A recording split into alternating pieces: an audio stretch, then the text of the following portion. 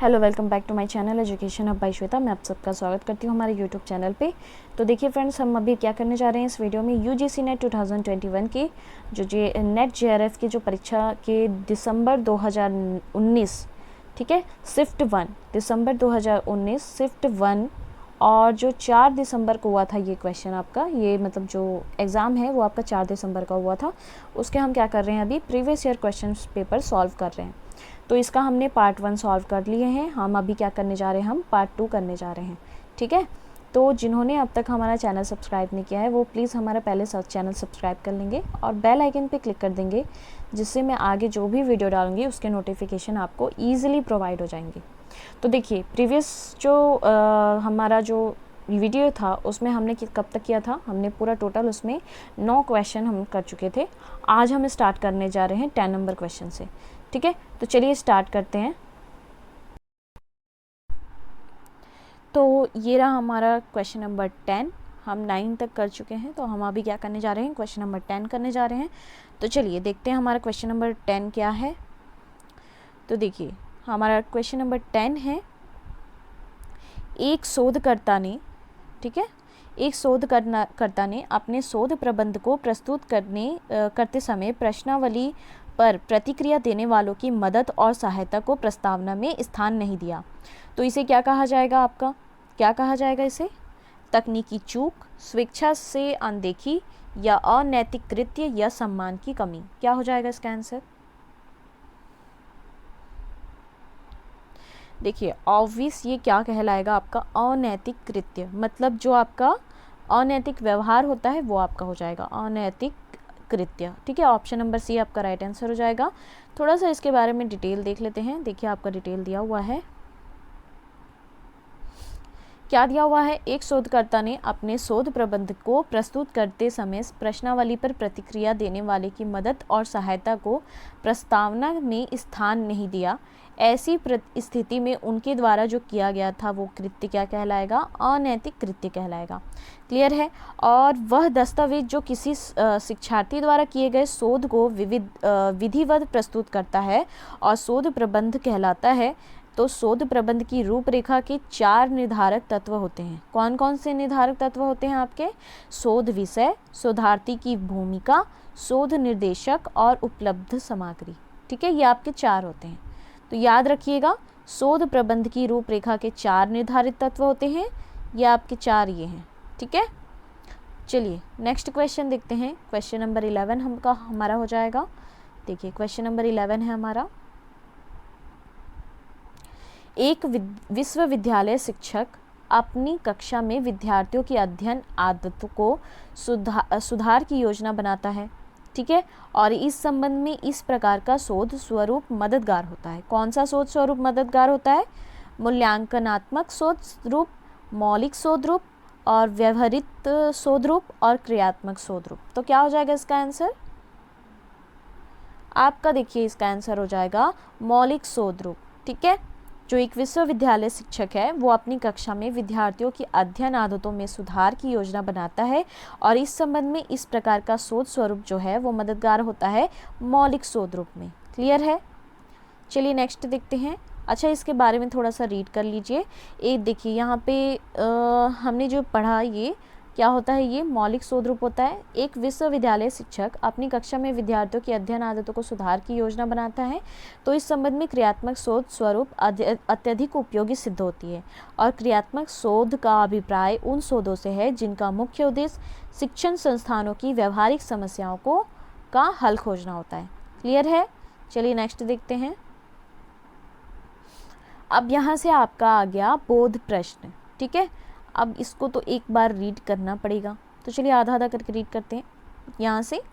इसमें कोई संदेह नहीं है कि यथार्थ के रूप में बाजार और सिद्धांत के रूप में राजनीतिक अर्थव्यवस्था की उदारवादी स्थापना में महत्वपूर्ण भूमिका थी, परंतु उदारवाद ना तो इनका परिणाम है और ना ही इनका विकास, बल्कि उदारवादी स्थापना में बाजार ने परीक्षण सुविधा युक्त अनुभव के अधिक केंद्र, जहां कोई सरकारी तंत्र की अत्यधिक भूमिका के परिणामों को चिन्हित कर सकता है और अपने महत्व को आकलन भी कर सकता है, की भूमिका निभाई और 18वीं शताब्दी के मध्य में अभाव अथवा और अधिक सामान्य रूप से खाद्यान्न व्यापार के अभाव के तंत्र से संबंधित विश्लेषण का उद्देश्य इस बिंदु को परिलक्षित करना था, जिस पर सरकार हमेशा अत्यधिक नियमन कर रही थी।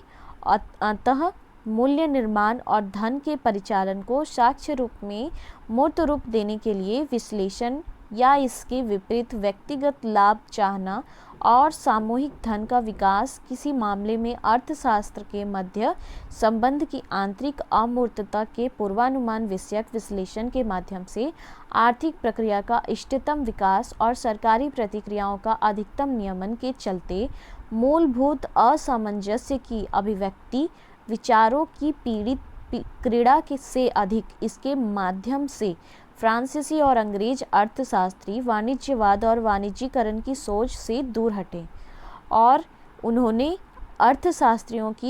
अर्थशास्त्रीय परंपरा के विमर्श को राज्य की युक्ति और सरकारी हस्तक्षेप की संदिग्धता के आधिपत्य से मुक्त किया।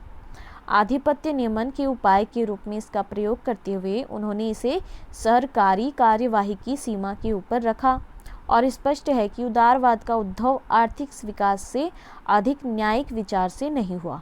ठीक है, वह राजनीतिक समुदाय का विचार नहीं है बल्कि सरकार की उदारवादी प्रौद्योगिकी के अन्वेषण सहज प्रणीति है। बाप रे, बहुत बड़ा था कोई बात नहीं, चलिए देखते हैं, इससे रिलेटेड हम क्वेश्चन देखते हैं। ठीक है, कोई बात नहीं, दोबारा आप लोगों को इतना बड़ा पढ़ने की ज़रूरत नहीं पड़ेगी, बट एग्ज़ाम में पढ़ने की ज़रूरत पड़ेगी। ठीक है, तो एग्ज़ाम में पढ़ लीजिएगा भाई ध्यान से, क्योंकि इसी से क्वेश्चन आपको बताने हैं। यहाँ पे तो बल्कि मैं बता दूंगी आप लोगों को, कोई बात नहीं, ये वाले क्वेश्चन मैं आपको बता देती हूँ, पूरे 5 क्वेश्चन। चलिए, उदारवादी स्थापना को मूर्त रूप देने के लिए किस प्रकार के साक्ष्य की आवश्यकता थी? इतने बड़े अभी हमने क्या पढ़ा, पैराग्राफ पढ़ा है ना, तो उसमें क्या बोल रहा है आपका, उदारवादी स्थापना की मूर्त रूप देने के लिए किस प्रकार के साक्ष्य की आवश्यकता थी? तो बताइए क्या हो जाएगा। अच्छा, ऑप्शन पढ़ लेते हैं, क्या क्या है ऑप्शन। ए ऑप्शन है धन के परिचालन, बी है आपका व्यक्तिगत लाभ का पूर्वानुमान, सी है आपका खाद्यान्न की आपूर्ति में कमी और विकास का बेमेल। तो क्या हो जाएगा इसका आंसर? देखिए, आपका इसका आंसर तो क्या हो जाएगा, ए नंबर हो जाएगा, धन के परिचालन। ठीक है, ये जो आपका धन के परिचालन है ये आपका आंसर हो जाएगा। अब देखते हैं ये आपका पैराग्राफ कहाँ पे था, तो देखिए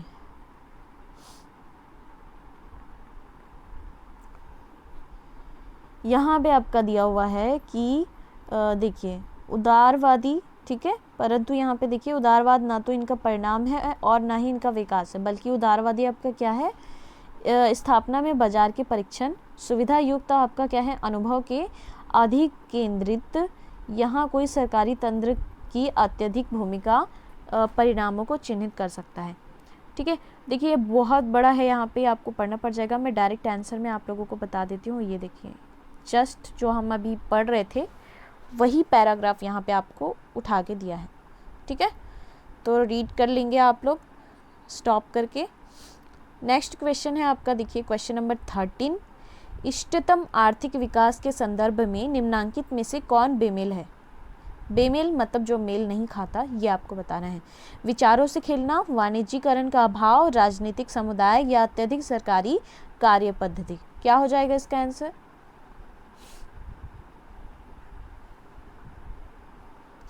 देखिए आपका इसका आंसर हो जाएगा डी, अत्यधिक सरकारी जो कार्य पद्धति है उससे आपका क्या होता है, इष्टतम आर्थिक विकास में वो क्या है, बेमेल है।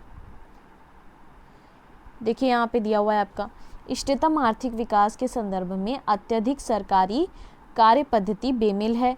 किसी मामले में अर्थशास्त्र के मध्य संबंध की क्या होती है, आंतरिक अमूर्तता के पूर्वानुमान विषयक संश्लेषण के माध्यम से आर्थिक प्रक्रिया का इष्टतम विकास तथा सरकारी प्रक्रियाओं का अधिकतम नियमन के चलते मूलभूत असामंजस्य की अभिव्यक्ति विचारों की क्रीड़ा से अधिक दूर माध्यम से फ्रांसीसी और अंग्रेज अर्थशास्त्री वाणिज्यवाद और वाणिज्यीकरण की सोच से दूर हटे और उन्होंने अर्थशास्त्रीय परंपरा की विमर्श को राज्य की युक्ति और सरकारी हस्तक्षेप की संतृप्तता से आधिपत्य से मुक्त किया। क्लियर है। नेक्स्ट देखिए क्वेश्चन नंबर 14 है आपका, यह गद्यांश लेखक की किसके प्रति वरीयता को दर्शाता है। जो आपका गद्यांश दिया हुआ है ये किसके प्रति वरीयता को दर्शाता है। व्यक्तियों का आर्थिक आधिपत्य, अर्थशास्त्र पर सरकारी नियंत्रण को सीमित करना, न्यायिक विचार से हटकर उदारवादिता की तलाश या व्यक्तिगत लाभों को बढ़ावा देना। क्या हो जाएगा इसका ऑप्शन हो जाएगा आपका डी, अर्थशास्त्र पर सरकारी नियंत्रण को असीमित करना। क्लियर है। नेक्स्ट देखिए क्वेश्चन नंबर 15 है आपका, उदारवादी स्थापना में निम्नलिखित में से किसकी भूमिका रही। तो किसकी भूमिका रही। बाजारीकरण के परिणाम स्वरूप उदारवाद, राजनीतिक अर्थव्यवस्था के परिणाम स्वरूप उदारवाद, बाजार की वास्तविकता या व्यवहार के रूप में राजनीतिक अर्थव्यवस्था।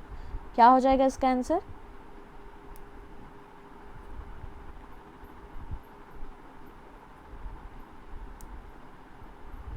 देखिए ये आपकी हो जाएगी बाजार की वास्तविकता। उदारवादी स्थापना में जो बाजार की वास्तविकता है उसकी भूमिका रही है। ठीक है। देखिए यहाँ पे दिया भी हुआ है, उदारवादी स्थापना में बाजारीकरण के परिणाम स्वरूप उदारवाद की भूमिका रही है और बाजार और सिद्धांत के रूप में राजनीतिक अर्थव्यवस्था की उदारवादी स्थापना में महत्वपूर्ण भूमिका में थी, परंतु उदारवाद ना तो इसका परिणाम है और ना ही इसका विकास है। जस्ट हमने ऊपर वाला पैराग्राफ जो है वही है हमारा। क्वेश्चन नंबर 16 देखिए, उदारवादी स्थापना में किसके निहितार्थों की समीक्षा की गई है। बाजार का विस्तार, अत्यधिक शासन, राजनीतिक अर्थव्यवस्था का विकास, बाजारीकरण की राजनीति। क्या हो जाएगा। जस्ट अभी ऊपर पढ़े आप लोग, ये हो जाएगा आपका अत्यधिक शासन। क्लियर है।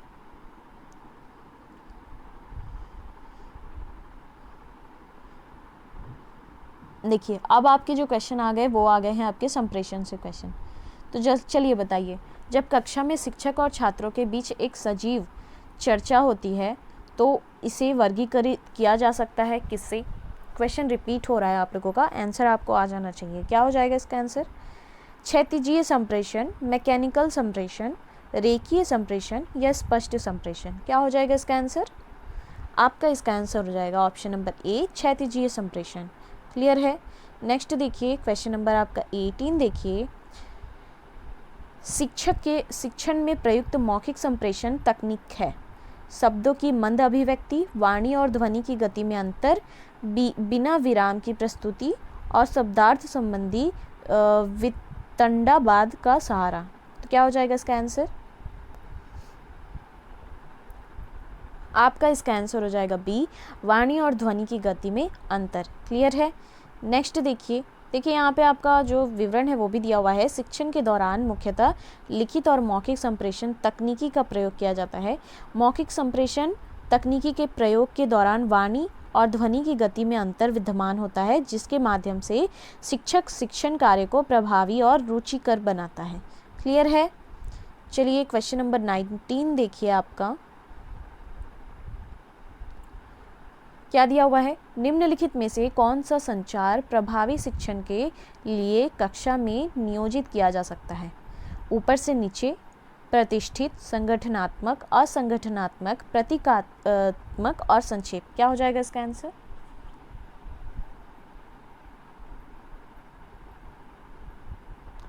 देखिए एक तो आपका हो जाएगा प्रतिष्ठित, दूसरा आपका हो जाएगा संगठनात्मक, तीसरा आपका हो जाएगा प्रतीकात्मक। ये जो तीन हैं आपके, ये आपके क्या हो जाएंगे, संचार जो प्रभावी शिक्षण के लिए कक्षा में नियोजित किया जा सकता है इन्हें। ठीक है। तो इसके अकॉर्डिंग आपका आंसर क्या हो जाएगा, BCE। तो देखिए BCE कहाँ दिया हुआ है, ये आपका दिया हुआ है ऑप्शन नंबर सी में। क्लियर है। नेक्स्ट देखिए आपका लास्ट जो क्वेश्चन नंबर 20 है आपका, देखिए वो क्या दिया हुआ है।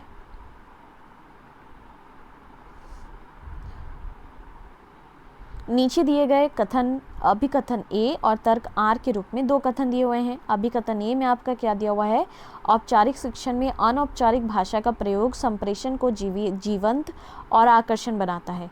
तर्क आर दिया हुआ है, शैक्षिक मर्यादा कक्ष परिवेश में अनौपचारिक भाषा के प्रयोग से बचने का मांग करती है। तो उपयुक्त कथन में से कौन सा आपका सही है, ये आपको बताना है। तो बताइए कौन सा सही है आपका। देखिए अभिकथन ए तो आपका सही है, ठीक है, आपका ये तो सही है, बट आर आपका गलत है। तो इसके अकॉर्डिंग आपका आंसर क्या हो जाएगा, ऑप्शन नंबर डी आपका राइट आंसर हो जाएगा। ठीक है, तो ये थे हमारे पूरे 10 क्वेश्चन आज हमने किए। तो ज़रूर बताइएगा 10 में से आपने कितना स्कोर किया, ठीक है, और कमेंट करके बताइएगा। एंड कोई डाउट होगा तो वो भी आप हमें कमेंट सेक्शन में पूछ सकते हैं। एंड हाँ, जो सेशन पसंद आया हो तो प्लीज़ लाइक ज़रूर कर दीजिएगा और सब्सक्राइब करना बिल्कुल मत भूलिएगा, क्योंकि अगर आप सब्सक्राइब करेंगे तभी तो आपको आगे के जो भी नोटिफिकेशन आएंगे वो आपको ईजिली प्रोवाइड हो जाएंगी, मिल जाएंगी, है ना। तो बेल आइकन भी क्लिक कर दीजिएगा और ज़्यादा से ज़्यादा शेयर कर दीजिएगा, ठीक है।